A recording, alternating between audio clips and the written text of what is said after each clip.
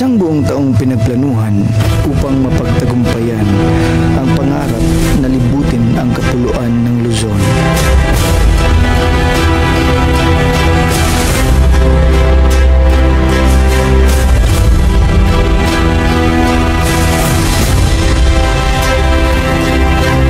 We are in Sagada! Mula Cebu, gamit ng aming van, binaybay namin sa loob ng 23 araw ang iba't ibang rehiyon, probinsya, syudad, maging ang kasuluk-sulukan ng Luzon. We are in Apatri!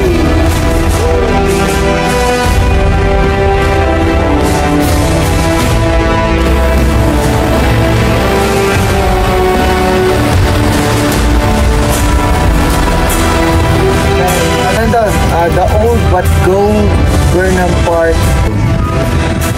Magkahalong tuwa at pagkamangha ang naghari sa aming mga puso nang masilayan ang labis na kagandahan.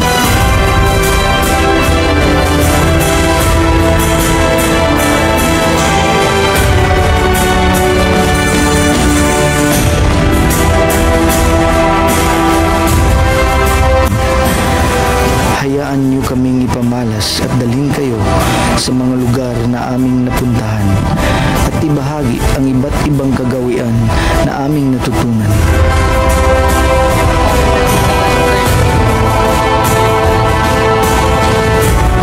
Gateway to Bicolan.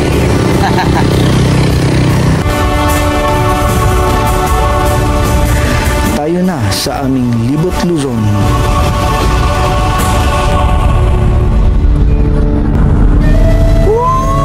Nalipod din namin yung Luzon.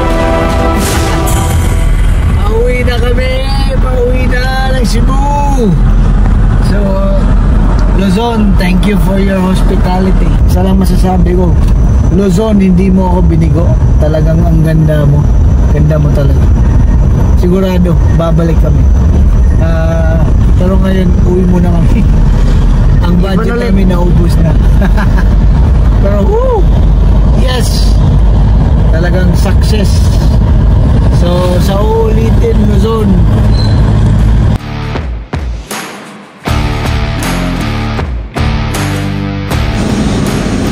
Okay! Woo! Eto na nga. Eto na yung pinakahihintay namin. The biggest ride of our family so far. So, isang taon namin na pinagplanuhan at pinaghandaan to. Ang gagawin namin is mag North Luzon Loop kami. Yes! So, excited na kami sa mga lugar na pupuntahan namin, yung makikita namin. So, talagang nag-research kami nito. Kasi nga, kami as family, first time namin na gagawin to. Big ride. Malalayong lugar talaga. So, sa mga YouTube na videos nakikita ko talagang ano siya ilang kilometrahe yung babiyahian mo araw-araw Anyway, patikim lang to. Pakita ko muna sa inyo yung mga bagay na hinanda ko, yung mga gamit na dadalhin namin, yung sa sasakyan, kung ano yung ginawa ko, para naman ready tayo sa trip na to. So eto mga boss, tingnan nyo. Okay, so ito yung mga gamit na hinanda namin. So pakita ko yung mga hinanda ko. So nagdala ako ng, so ito yung na-upgrade ko na sa fog light, yung ito yung box Nov sight. So bali dinala ako yung original, yung stock na bulb. Baka ano baka masira o ganun, at least may spare ako na stock na sure ako na gumagana pa. Pareho rin sa headlight. Ito nag-upgrade din kasi ako, so dinala ko rin yung stock. Nagdala ko ng brake pads na front brake pads kasi nga hindi natin alam bundok yung pupuntahan natin, so dapat may spare tayo. Ito yung sa ano to sa sliding door. Kadalasan kasi sa high age nasisira yung sa sliding door na roller, so nagdala na rin ako ng spare. Kaya yan, presser sa brake pads, yung mga tools ko, yung butane, may tent, okay, yung triangle natin na pang emergency. May din ako dala kami ng lutuan. Ito, dalawa yun, tsaka yung may table at may malaking tent yung tent na parang yung parang nagtitinda ka sa labas. So yun yung mga gamit na hinindahan namin. Hindi ko meron pang iba, pero siguro update ko na lang kayo kung ano pa. Pero sa ngayon, ito yung mga importante. So, ito na nga. Ito na yung pinakahihintay namin. So, nag-uumpisa na. First day, or actually first night. Medyo na kami na pressure sa oras. Kasi basta may mga importanteng tinapos, tsaka mga last minute preparation sa mga gamit, kasi nga ito ay big ride talaga mga boss. Yun nga, sabi ko, pupunta kami ng Luzon. Kami ay taga Cebu, at kung ngayon lang kayo nakapanood ng channel namin, is kami ay taga Cebu. Pupunta kami ngayon ng Luzon at mag-ikot sa Luzon. So, see you Luzon! So, starting point namin is dito, Cebu City. So, ngayon, gusto ko muna i-sink in lahat na nag-uumpisa na yung ride namin. Talagang yun talaga palagi, yung first talaga na yung pag-start ng ride yun dun, papasok kasi lahat dun yung mga plano nyo, yung mga naiwan mo, lahat na so talagang i-sink in muna. Anyway, so first na gagawin namin is magpagas. So full tank muna kasi medyo mura sa Cebu. Lang 50 pesos yung per liter sa diesel, so full tank muna kasi hindi natin alam kung magkano sa sa ibang lugar. Time check pala, 7:30 PM na ngayon. Yung barge na sasakyan namin, Ororo, na papuntang Isabel Leyte, ganun pa rin sa Danao City ng Cebu. 10 PM ang schedule. So 7:30 pa naman, so may 2 hours and a half kami na puntahan yung Danao. So sige, update lang tayo. Sige, malayo at talagang marami pa tayong gawin tonight. Okay, so pagas tayo dito, malapit lang sa SMC side. Medyo mura pala, 51 pesos na yung diesel, pero okay na yan, mura na yun.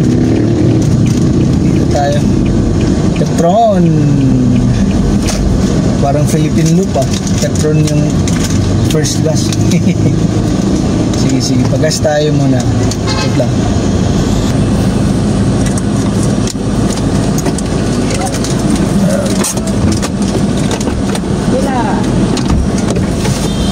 Full tank? Full tank.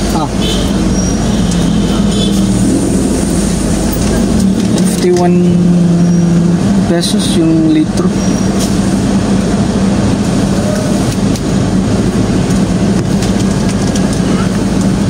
Ngayon yung resibo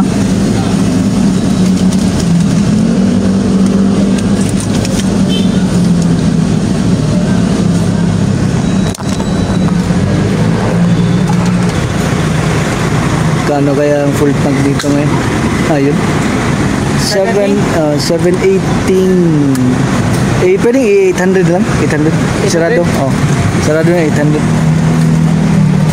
Okay, naman tayo karga ng hangin kasi malayo yung biyahe. Check muna natin wait lang.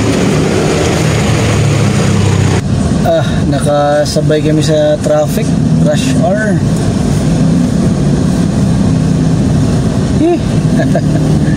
Abot tayo. Sana naman. Maabot tayo. Maabot naman. May 2 hours pa tayo. Dito lang to kasi ano eh, sentro. CCLEX at night. Yung nakikita niyo sa right ko, may dalawang ilaw na parang tower. CCLEX at night.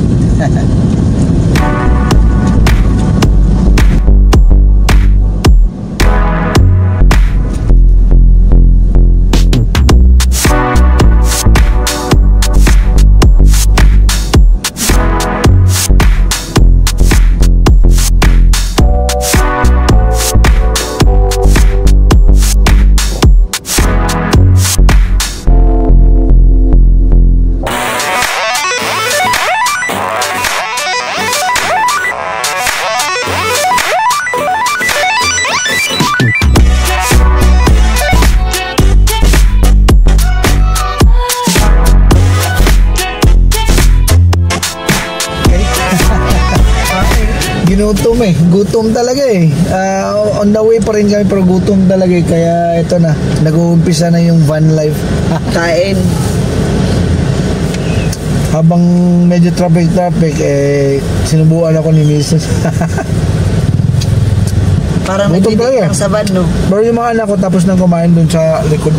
Medyo madilim eh. Pero tapos na sila. Kami rin. Para Tapos na. tapos na. Kasi yung ginawa namin, nagluto kami ng baon.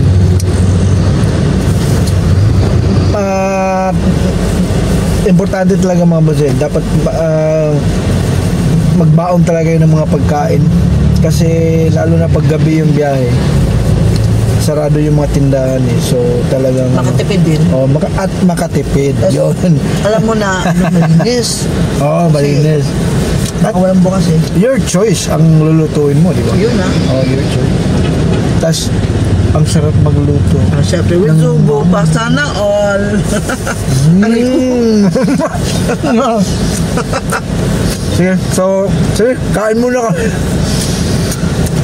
Ano na kami, papasok na ng Kansaga Beach or sa Mandawi na. Mga ilang oras pa tayo, Pax? Siguro mga 1 hour. Ganun. Update na lang ha. Sige. Kansaga Beach. Bakit tinawagin ka ni Saga? Yan ay tanong na hindi ko alam. Ang Assignment mo. Magkano yan? 280 pesos. Isa mahal. 5 kilo. Yes po. Bumili kami ng bigas. Okay. So, papasok na kami ng Liloan. Sentro ng Municipality of Liloan ng Cebu. So, ito yun. Bali dito mga boss, kung yung mga hindi pa nakaalam, bali yung specialty ng lugar na to is yung parang ang tawag sa amin is masi. Hindi ko alam ang tawag sa Tagalog ko. Malagkit na may peanut butter sa loob. Yun. Malagkit na may peanut butter sa loob. At Pero wala doon, walang ganyan pa. parang yema, gano'n? Hindi. Hindi rin. Walang ganyan pagkain sa Oo. sa Manila, wala. So masarap din. Yun yung specialty dito. So kung mapadpad kayo dito, Tikman dapat nila. Diba? Dapat yung tikman yan. So Compostela na kami. Compostela. So after nito, Danao. Siguro mga na lang, 20 minutes. So sige, update ako mamaya. Okay, Danao na kami. So eto na yung lugar kung saan kami sasakay ng Roro. So papasok pa lang kami sa sentro ng Danao. Ito na yun, pakita ko sa inyo. May kasi nilagay na pangalan. Yan, Siblak Danao. Hindi ko alam kung nakikita ba Siblak Ano yung sabihin ng Siblak? ano yan? Shine Danao. Shine Danao. Yeah, parang Ganun. Shine like diamond pala. Set? Okay. So, ito na. Papasok na tayo sa port ng Danao. So, ito yun. Ang port dito is maliit. May vlog na ako nito yung last time na pumunta kami ng Surigao. Dito kami dumaan. Bali, ito yung tawiran kung galing ka ng Cebu papuntang Isabel. So, marami namang barko na papuntang Leyte galing Cebu, pero ito Isabel. So, ito. Sakto lang. Time check, 9:05 PM. So, mga 1 hour and a half yung biyahe namin. Pero, okay din kasi konti lang yung sasakyan. Baka sa loob marami. Siguro baka nandun na sa loob eh. So, bili mo na kami. So, ganun pa rin yung proseso yung sinabi ko nung una na dapat mag-reserve. So, nakapag-reserve na ako nito. So, okay. Walang tao sa pilahan. So, try natin Okay, so punta tayo sa bilihan ng ticket. Tara. Ito pa rin yung lugar eh. Danao. So, EB Aznar. Yan o. So, ito. Dito tayo bibili ng ticket. Tanong natin magkano. Konti lang yung pasero. Okay Bili tayo ng ticket. Wait lang. Ano mga boxer? Ako, driver niya. Upat. Upat, tari. Upat, adult, matanan? Akong tulog anak. Ako sa Pila yung mga edad na ito, tulog anak niyo ba? kuhan siya. 14, 16, 18. 14, 16, 18. Oo, So niya. then, ang mga asawa. Ang driver, sir, kanino Rex? Oo, nga.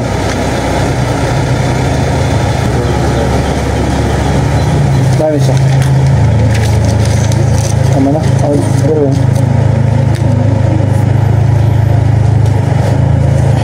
bali 5,425. Okay, so nakabili na kami ng ticket.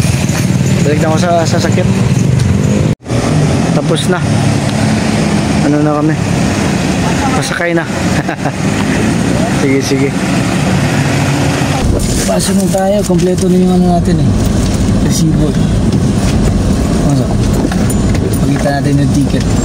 So ito, pasok na tayo sa port. Punta tayo sa barko na. Akala ko may babayaran pa 200. Tapos na. Tapos na. So bali yung Uy, nasa gitna siya. bayad tag 200 plus 84 na PPA. Medyo madilim. Buti na lang may Nov site na fog light. Sana lang. Ano siya parang hindi lang siya nagagamit sa fog, kundi mailaw siya pag lupa yung dinadaanan mo. Lupa ito ano siya kitang-kita yung headlight niya pa nga natatalo pa nga ng fog light yung headlight mas nakikita mo yung yellow, di ba, kaysa puti. So, Isabel Leyte, here we come. Parang Mas naglayas sa dami ng dala, parang naglayas Oo nga dami. Mamaya pakita ko sa inyo yung loob ng sasakyan namin. Parang isang kwarto sa bahay. Hindi na lahat ang gamit Parang hindi nagtira. Kailangan naman kasi di ba hindi naman tayo bibili ng kahit ano ang atin pasyal, maikot ang Luzon. Di ba? Pangarap kasi namin yun. Pangarap talaga namin. Unti-unting mararating. So, unti-unti naming aabutin ang pangalan. So, time check mga boss, 9:25 PM. So, yung alas, yun nga, 10 PM. So, ngayon, dito na kami matulog. Para Literal na dito na talaga. sa van na. Van life tayo dapat sa van matutulog, di ba? Kung pwede, di ba? Kasi kadalasan dun, ganoon naman talaga yun Pero depende, no? Pagka may pwesto sa taas na tayo. Para feel naman natin. Tingnan din natin. Tingnan din natin yung taas ng barko. Baka kasi yung barko dito, yung sa ibang vlog ko na sumakay kami dito, yung barko kasi nila, hindi pareho sa sa ibang roro na may higaan or yung upuan is parang pahaba na pwedeng kang humiga. Ito yung talagang upuan lang na single chair. Nakaupo ka lang. Nakaupo ka lang, so mahirap matulog, di ba? Pero kung konti lang yung pasahero, di ba? Dikit-dikit kasi yun, so pwede kang humiga. So linya tayo dito sa van. Pila tayo. Pila tayo sa van.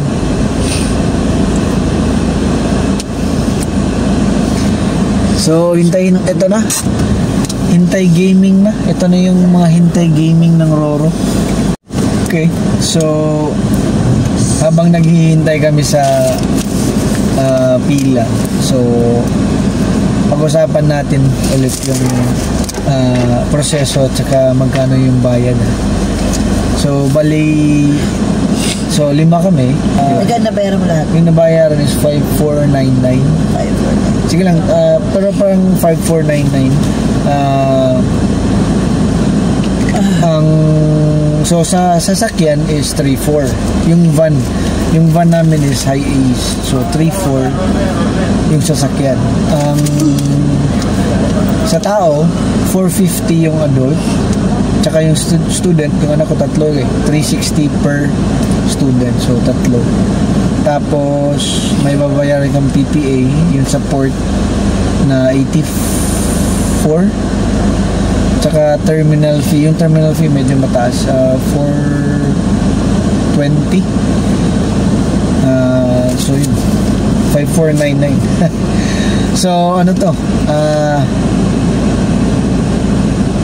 first Roro na tawid namin. So dalawang tawid to papuntang Luzon. Ito papuntang Leyte, tsaka yung sa Samar na Alin Tumatlo. So sige, hintay lang kami sa pila. Update ko kayo mamaya pag nakasakay na kami. Okay, so kami na yung susunod na papasok sa Roro. Sunod kami sa van.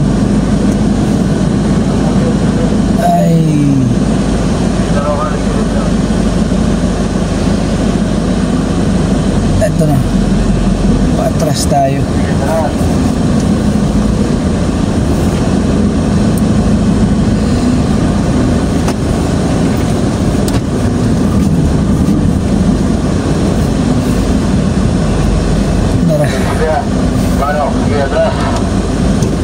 Nga ko pa ako na sir, basing ko pa ako sir, kay sawa ko nagsunod sir. Sige. Sige, thank you. Okay.